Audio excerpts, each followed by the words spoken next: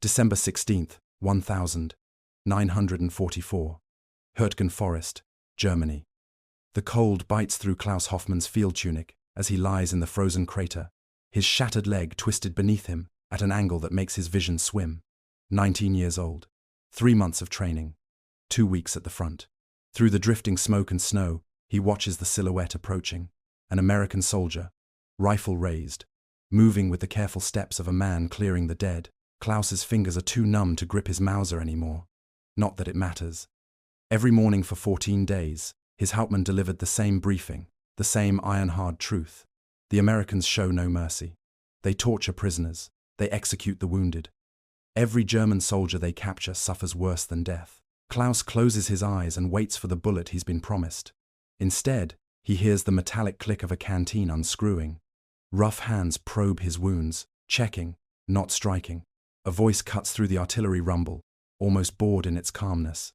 "Easy, kid. You're gonna be okay." Then the smell. Familiar. Tobacco. When Klaus opens his eyes, an American medic is pressing a cigarette between his lips while wrapping his shattered leg with expert efficiency. The man's hands move with the same urgency, the same care he would show for his own wounded. Klaus's entire world fractures in that moment, more completely than his leg, more devastating than any shell burst. If they lied about this, what else was a lie? The morphine hasn't dulled Klaus Hoffmann's confusion as American medics carry him through the shattered remains of Hürtgen Forest on a canvas stretcher. His leg throbs with each step they take, but the physical pain is nothing compared to the psychological earthquake tearing through his mind. For 2 weeks, he'd crouched in frozen foxholes, listening to his officers describe in vivid detail what the Americans did to prisoners, the beatings, the torture, the casual executions in muddy fields. Every briefing reinforced it. Every whispered conversation among the men confirmed it. The propaganda wasn't presented as propaganda at all, but as intelligence, as fact, as the cold reality of modern warfare. And Klaus had believed every word, because why wouldn't he? These were his officers, men who'd fought in Poland and France and Russia, men who'd seen things he couldn't imagine. When they said the Americans were savages who respected neither the Geneva Convention nor basic human decency, Klaus absorbed it as truth the same way he absorbed the manual of arms for his Kar-98K. But now, as they carry him past a hastily erected aid station, Klaus sees something that makes his blood run colder than the December wind cutting through the pine trees. Dozens of German soldiers, his countrymen, his comrades, sitting on wooden crates and canvas tarps, very much alive, very much unharmed, smoking American cigarettes and eating from American ration tins.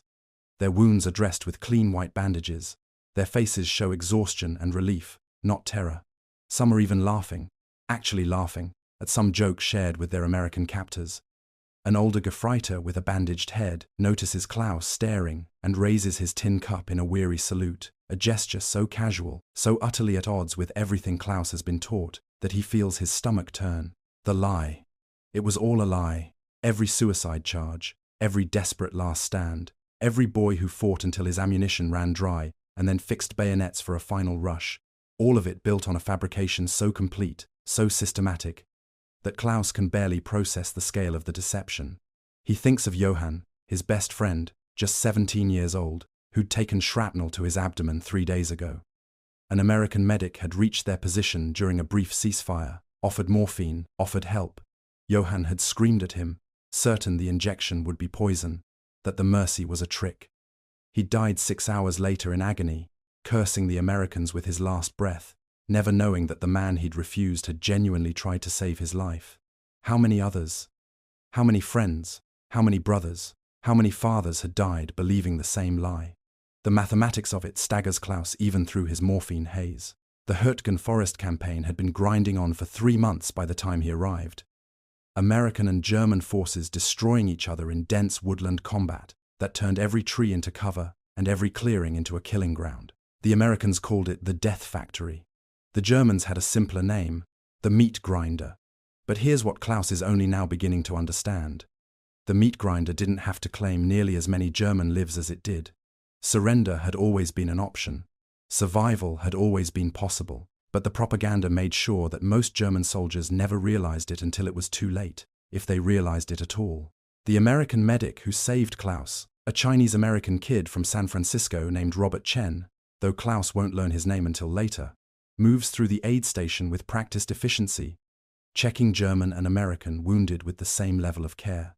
Chen has been doing this for 3 months, and he's noticed a pattern that disturbs him more than the violence itself. Every German soldier he treats shows the same initial reaction: shock, then confusion, then sometimes tears. They thank him like he's performed a miracle rather than basic battlefield medicine. They ask questions with desperate urgency. "You're really not going to kill me? This isn't a trick? I can write to my mother?" Chen doesn't fully understand what they've been told, but he knows it must be terrible because these men are surprised to be treated like human beings. What he doesn't know yet, what the American command is only beginning to piece together through interrogations and captured documents, is that the German soldiers' fear of capture isn't organic. It's manufactured, systematic, a weapon turned inward against their own troops. At Wehrmacht headquarters, the orders are explicit and documented. Every company commander receives daily talking points for troop briefings. The content is specific. American forces torture prisoners for intelligence. American forces execute wounded soldiers to save resources. American forces mutilate the dead and dishonor German military tradition. The briefings cite fabricated incidents, invented atrocities, manufactured testimonies from soldiers who never existed. And the message underneath all the lurid details is always the same: death in battle is preferable to capture, because at least death in battle is quick. The psychological objective is simple: eliminate surrender as an option in the soldier's mind. Force them to fight longer, harder, more desperately. Make every German soldier believe that their only choices are victory or death, nothing in between. For a regime that knows it's losing, that knows its armies are being ground down on every front, this doctrine of desperation is the last card left to play. If the soldiers won't fight for victory anymore, make them fight for survival.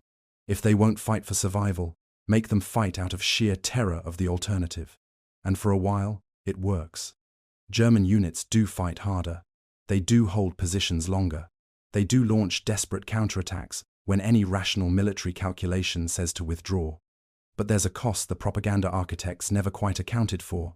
Eventually, some soldiers survive long enough to learn the truth, and when they do, the entire edifice of lies begins to crack. Klaus Hoffmann, lying on a cot in an American field hospital with his leg in a splint and an American cigarette burning between his fingers, represents the beginning of that crack. He doesn't know it yet, but his survival, and more importantly, his realization, will ripple outward through prisoner of war camps and across front lines, carried in letters and whispered conversations and the simple, devastating proof that German soldiers can surrender to Americans and live to tell about it. The question forming in Klaus's morphine-dulled mind is the same question that will eventually tear through the Wehrmacht like shrapnel through flesh. How many of my friends died believing the lie? The answer, written in the frozen mud of Hürtgen Forest and 1,000 other battlefields, is more than anyone wants to count. To understand how the lie became doctrine, we must rewind to a moment of crisis in the German High Command, a moment when defeat transformed from possibility into probability, and desperate men made calculations about how many lives they were willing to spend to delay the inevitable. By the autumn of 1943, the strategic situation facing Wehrmacht leadership was unmistakable to anyone willing to see it clearly. The Eastern Front had collapsed at Stalingrad and Kursk. North Africa was lost. Italy had surrendered and become a battleground. And perhaps most troubling of all, German soldiers were surrendering in numbers that High Command found unacceptable, not because the soldiers were cowards, but because they were rational human beings who could see which way the wind was blowing. The old Prussian military tradition held that a soldier who had fought honorably and exhausted his ability to resist could surrender with dignity intact, but that tradition was becoming a liability for a regime that needed bodies in foxholes more than it needed dignity. So the architects of German military propaganda, working in concert with Goebbels' ministry and the SS ideological apparatus, engineered a solution as brilliant as it was monstrous. They would make surrender more terrifying than death. The campaign began subtly in early 1944, with intelligence briefings that painted Allied treatment of prisoners in increasingly dark colors. American forces, the briefings claimed, showed particular brutality toward German POWs, influenced by Jewish advisors and motivated by racial hatred.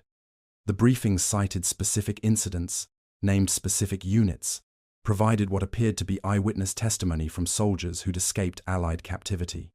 None of it was true, But it was delivered with such bureaucratic authority, such official weight, that questioning it became equivalent to questioning reality itself.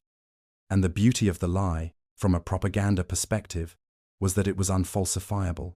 Any German soldier who actually experienced Allied captivity and discovered the truth was, by definition, no longer in a position to report back to his unit. The only voices that mattered were the ones delivering the briefings, and those voices spoke with absolute certainty about horrors that existed only in imagination. Hauptmann Friedrich Weber, 42 years old, a veteran of the previous war and a professional soldier who'd served in Poland and France, stood in front of his company on a cold morning in March 1944 and delivered one of these briefings with the mechanical precision of a man reading a maintenance manual. His men, mostly teenagers and men in their 30s, pulled from reserved occupations, listened with the attentiveness that imminent deployment to the front naturally produces. Weber told them about American forces that tortured prisoners for intelligence, about field executions of wounded soldiers, about casual brutality that made a mockery of the Geneva Convention. He told them these things knowing they were lies because he'd seen the truth with his own eyes 6 months earlier during a prisoner exchange near Cassino. He'd watched American guards treating German POWs with the kind of weary professionalism that characterized soldiers everywhere, no worse than German guards treated their prisoners, and in some ways, noticeably better. The Americans had given the exchanged prisoners hot coffee, actual coffee, and treated their injuries before sending them back across the lines. Weber had filed his report noting the humane treatment, and his report had disappeared into the bureaucratic machinery of Wehrmacht intelligence, never to be mentioned again. When he'd quietly questioned a superior officer about the discrepancy between his observations and the official briefings, the response had been delivered with the kind of cold clarity that ends conversations permanently. The truth is whatever keeps them fighting, and your doubts are treason. Weber had two choices: deliver the briefings or face a court-martial for defeatism, which in 1944, Germany was a death sentence dressed in legal language. So he delivered the briefings, and he watched boys like Klaus absorb the terror, and he knew with absolute certainty that he was condemning some unknown percentage of them to needless death. This is how systematic deception works, not through grand conspiracy, but through 1,000 small acts of complicity, by men who know better, but lack the courage to resist. Weber was not a Nazi, not an ideologue, not even particularly political. He was simply a professional soldier who'd learned that survival in a totalitarian system requires swallowing your conscience one briefing at a time until the habit becomes comfortable and the complicity becomes routine. The doctrine played out with predictable brutality in the forests and fields of Western Germany in late 1944. On December 8th, a German platoon found itself surrounded near the village of Kleinhau, their ammunition nearly exhausted, their wounded crying for help that wasn't coming. The young lieutenant, 23 years old, a former schoolteacher from Munich, could see the tactical situation clearly. Continuing to fight would accomplish nothing except ensuring that all 42 men under his command would die in the next hour. He gave the order to display white flags and prepare to surrender. His company sergeant, a veteran of the Eastern Front and a true believer in the propaganda he'd absorbed through 3 years of ideological saturation, shot the lieutenant in the back of the head and ordered the men to fix bayonets for a final charge. They died over the course of 45 minutes, cut down by American machine gun fire and artillery, their bodies scattered across a snow-covered field that had no strategic value whatsoever. When American forces moved through the position later that afternoon, clearing the dead and checking for wounded, a captain from Iowa stood looking at the carnage and said to his sergeant, something that would appear in his after-action report, "These poor bastards fought like they thought we were going to eat them. There was no reason for any of this." 3 days later and 15 kilometers south, a German medic trying to carry 3 wounded soldiers toward American lines under a white flag was shot by his own Feldwebel for cowardice before he'd made it 20 meters. The Americans who witnessed the execution from across a clearing were so shocked they held fire for 10 minutes, hoping more Germans would attempt surrender, but none did. The wounded men died slowly over the next several hours, close enough to American lines that their screams were audible to the GIs, who'd been prevented from helping them by the bullets of their own countrymen. And 2 days before Klaus took his wound in the Hürtgen forest, he watched his best friend Johann refuse morphine from a captured American medic, absolutely convinced that the injection would be poison, that the offered mercy was an elaborate trick. Johann died 6 hours later in agony that could have been prevented with a single dose of medication and the American medic who tried to help him sat with his back against a tree and wept with frustration at the waste of it all. This was the machinery of the lie in operation. Not an abstract policy, but a concrete engine of needless suffering that ground up lives with the efficiency of an industrial process. And the bitter irony that would only become clear in retrospect was that by December 1944, the propaganda was already failing in its primary objective because German soldiers, when given the opportunity to surrender away from the eyes of commissars and fanatic officers, were increasingly taking it. The American doctrine of prisoner treatment wasn't born from pure altruism or some naive belief in the essential goodness of man. It was calculated policy, rooted in centuries of military pragmatism, wrapped in the language of international law. When American forces landed in North Africa in 1942 and began their long march toward Berlin, they carried with them explicit instructions about the handling of enemy prisoners that had been refined through multiple wars and codified in training manuals distributed to every company commander. The reasoning was elegantly simple. Treat prisoners well, and more will surrender. Word spreads through enemy lines faster than any propaganda leaflet, and armies collapse not through attrition, but through the erosion of will to fight. This wasn't sentiment, it was warfare by mathematics, the recognition that mercy could be weaponized more effectively than cruelty. The Geneva Convention provided the legal framework, but the tactical advantage provided the motivation, and American command understood that the two reinforced each other in a way that made humane treatment not just morally defensible, but strategically optimal. Private First Class Robert Chen learned this calculus through direct experience rather than classroom instruction, though he would have been hard-pressed to articulate it in strategic terms. Chen, 22 years old, the son of Chinese immigrants who ran a grocery store in San Francisco's Chinatown, had been trained as a combat medic and thrown into the Hurtgen meat grinder in September 1944. Over 3 months of continuous operations, he'd treated more German wounded than American, a statistical anomaly that made perfect sense when you understood the tactical situation. American forces were advancing, which meant they were overrunning German positions and inheriting their casualties. Chen approached every wounded soldier, regardless of nationality, with the same methodical efficiency, checking vitals, administering morphine, applying pressure dressings, prioritizing based on severity of injury rather than the flag they fought under. His reasoning was simple to the point of being philosophical. The Hippocratic Oath doesn't have a nationality clause, and a sucking chest wound doesn't care whose army you're in. But Chen had noticed something that disturbed him more than the violence itself. German soldiers were shocked to receive treatment at all. They thanked him with tears streaming down their faces, asked repeatedly if this was real, if he was truly going to help them, if they were really going to survive.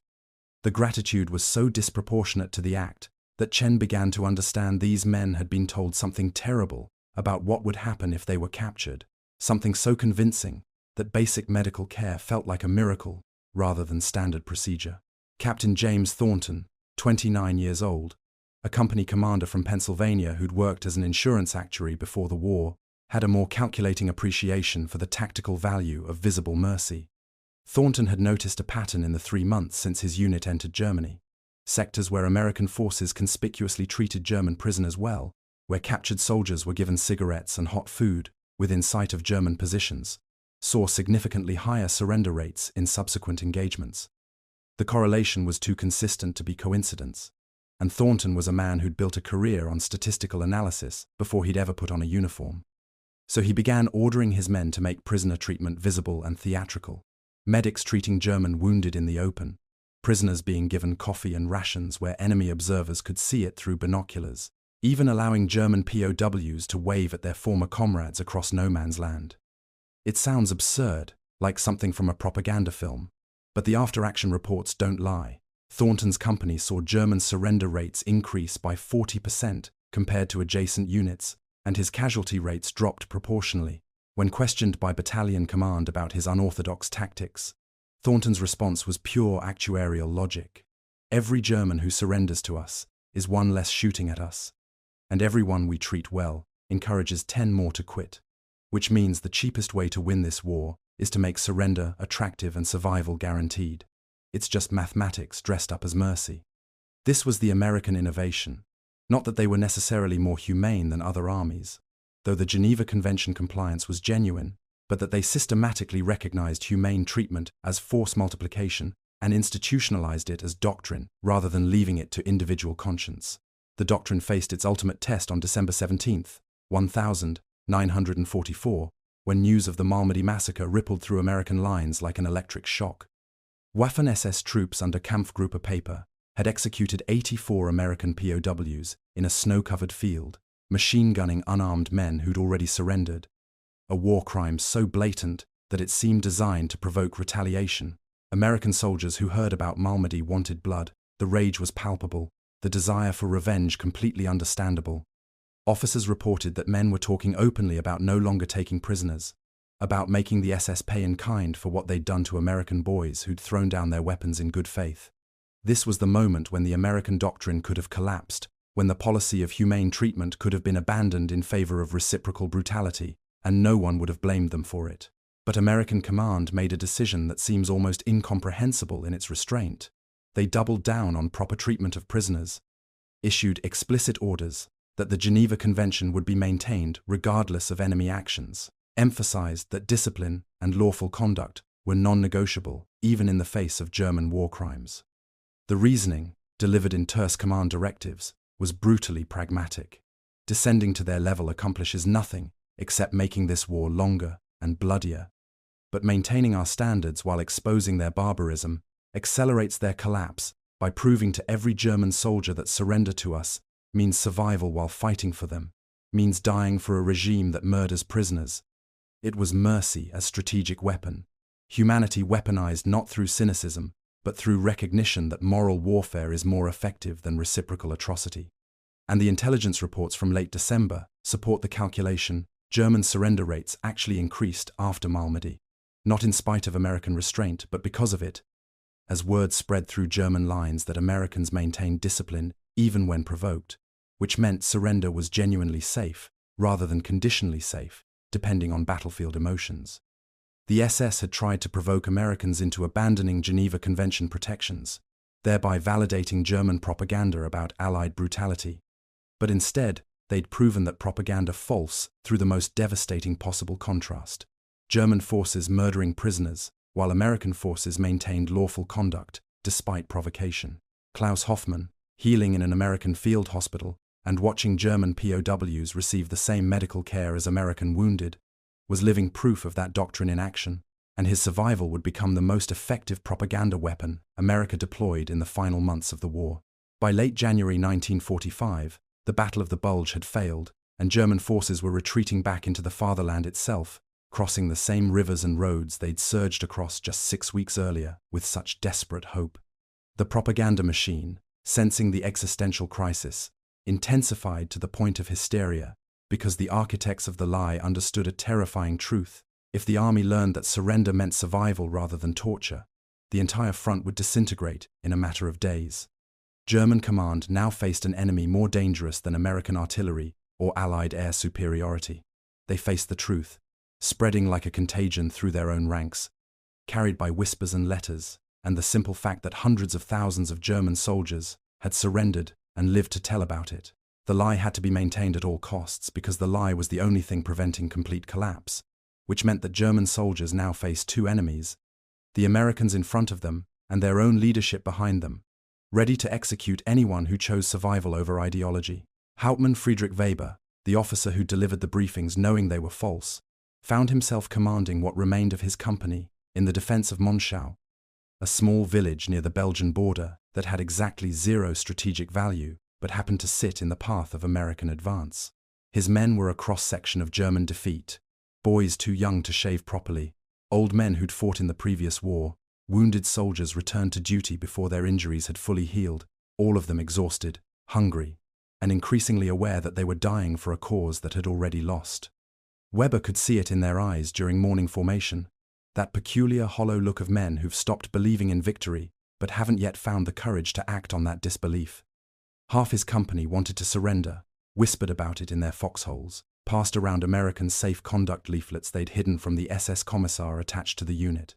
The commissar, a fanatic in his late 20s who'd never seen combat before 1944 but possessed absolute authority to execute soldiers for cowardice or defeatism, prowled the defensive positions like a predator, looking for signs of wavering faith. ready to make examples of anyone who suggested that perhaps dying in a nameless village for a lost war wasn't the highest expression of German manhood. The battle for Monschau began on February 3, 1945, not with artillery but with loudspeakers. American psychological warfare units had refined their tactics over months of experience, learning that the most effective propaganda wasn't threats or mockery, but simple statements of fact delivered in perfect German by native speakers. The loudspeakers crackled to life at dawn. German soldiers, you will be treated with honor under the Geneva Convention. You will receive medical care and food. You will be allowed to write to your families. The war is lost, and further resistance is pointless. Save yourselves.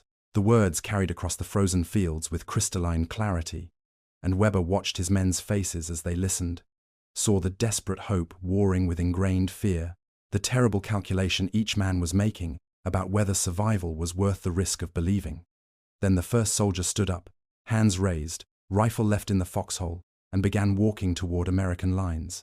The commissar shot him before he'd taken 5 steps, the crack of the Luger echoing across the morning stillness, and the soldier's body crumpled into the snow as a message to everyone else about what choosing life would cost. 2 more men tried, running this time, sprinting toward the American positions in a desperate bid to cross the distance before the commissar could reload. He killed one.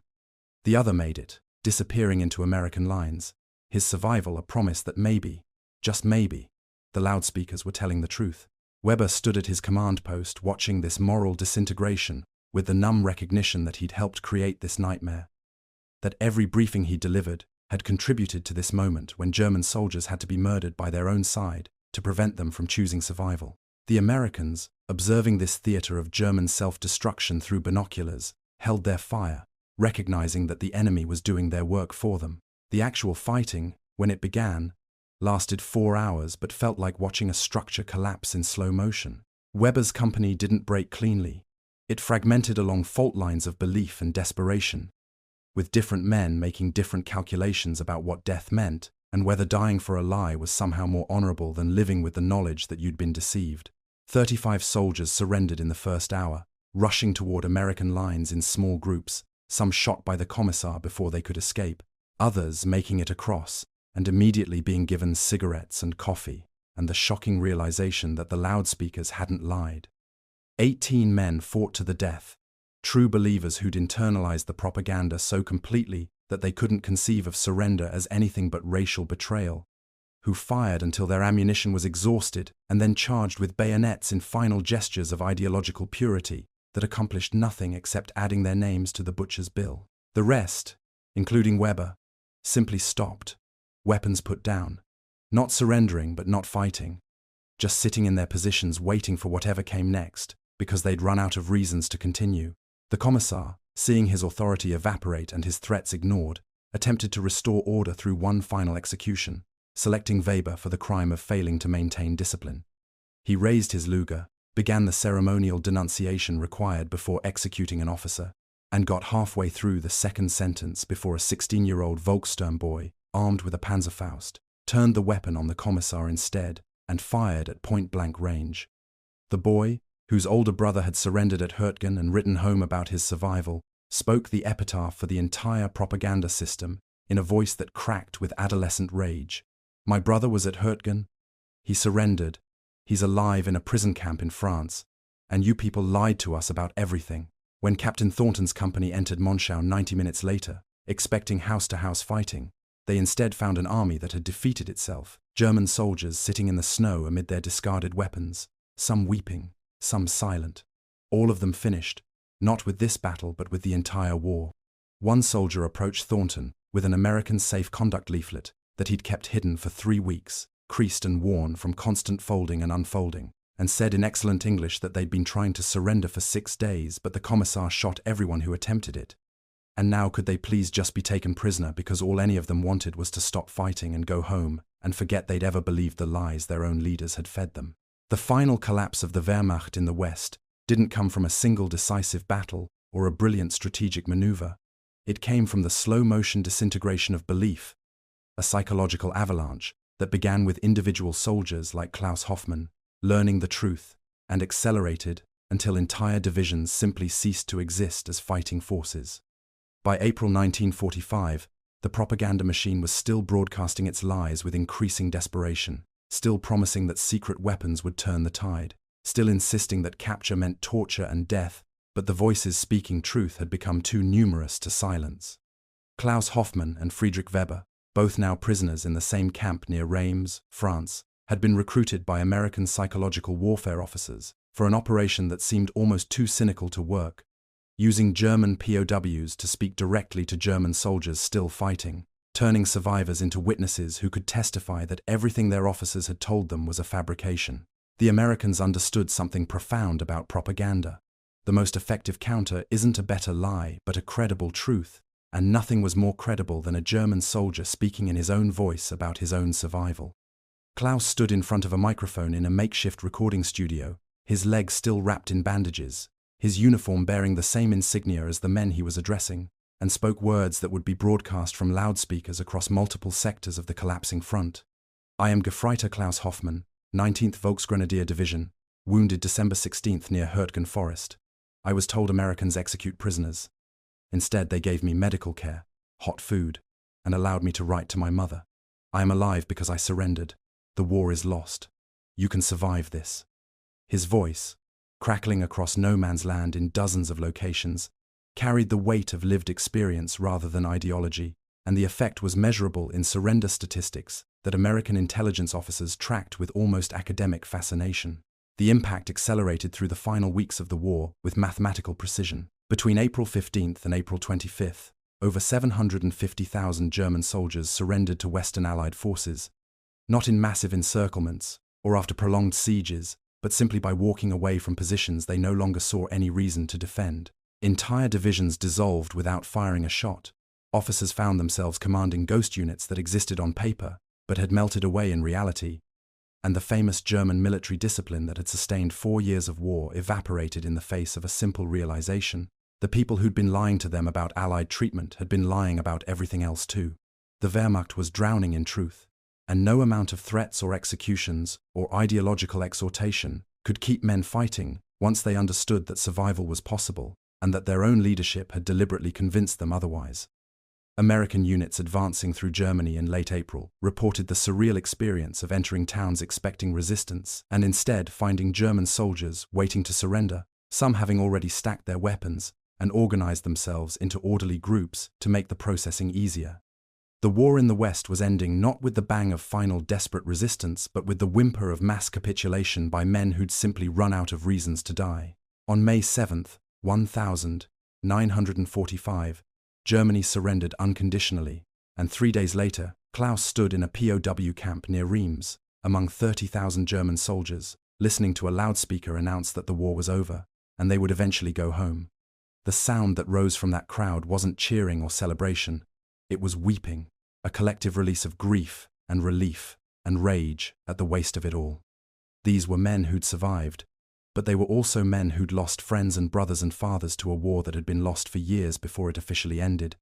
And the knowledge that so many had died unnecessarily, that so many had fought to the death believing lies about what capture would bring, hung over the camp like smoke that wouldn't dissipate. Klaus thought about Johann, about the 17-year-old boy who'd died, screaming in agony, rather than accept morphine from an American medic, and felt a rage so complete it was almost physical. The propaganda had killed Johann more surely than any bullet, had murdered him through deception and fear, and the people responsible for that murder were the same people who'd worn the same uniform Klaus wore, who'd claimed to be protecting German soldiers while actually sacrificing them to extend a war everyone in command knew was already lost. The final accounting, compiled by military historians in the years after the war, told a story in cold mathematics that somehow made the tragedy more comprehensible and more horrifying simultaneously. On the Western Front between September 1944 and May 1945, approximately 180,000 American and British soldiers were killed in action. German killed in action numbered around 280,000. German prisoners of war exceeded 3 million. But buried in those numbers were two statistics that revealed the true cost of the propaganda campaign: an estimated 50,000 German soldiers executed by their own forces for attempting to surrender or for defeatism, and an additional 100,000 whose deaths were directly attributable to the fight to the death doctrine that prevented surrender, even in tactically hopeless situations. The lie, in other words, killed more Germans in the final months than American bullets did. A perverse achievement that represented the ultimate failure of propaganda, so successful it murdered its own audience. Robert Chen, the Chinese-American medic who'd given Klaus that first cigarette, returned to San Francisco and spent the rest of his life working as a physician, but in a 1946 interview, he reflected on his war experience with the clarity of someone who'd witnessed the machinery of deception from the inside.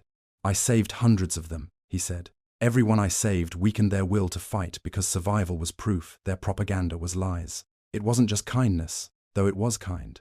It was the most effective tactic we had. Makes you wonder why anyone wages war any other way." Captain Thornton, testifying at the Nuremberg trials about the Malmedy massacre and the German propaganda system, spoke with the precision of an actuary calculating risk. "The SS murdered our men at Malmedy, and we wanted revenge. But command said maintain Geneva Convention standards, and that was the hardest order I ever followed. But it won the war faster than bullets, because every German who surrendered to us became proof their propaganda was false. We weaponized mercy, and it was more effective than artillery." Friedrich Weber, writing his testimony from a prison cell where he awaited trial for war crimes related to his command decisions, expressed something that read less like legal defense and more like confession. "I delivered the briefings knowing they were lies. I watched boys die believing them. That makes me complicit in murder. The Americans treated me with more honor than I deserved. I hope someday I can look at myself without shame, but I don't expect to." And Klaus Hoffmann, interviewed in 1989 for a German television documentary about the war's end, spoke with the weight of 44 years spent living with survivors' guilt and unanswered questions. "I was 19, he said. "I thought I would die, and an American gave me a bandage and a cigarette instead. That mercy saved my life, but it did more. It broke the lie that killed my friends. I've spent 44 years asking why it took so long for truth to reach us, why so many had to die before we learned our own leaders were our worst enemies. I think about Johann every day. He died refusing morphine, believing he'd be poisoned. He was 17. The propaganda killed him more surely than any bullet, and the tragedy is, it didn't have to.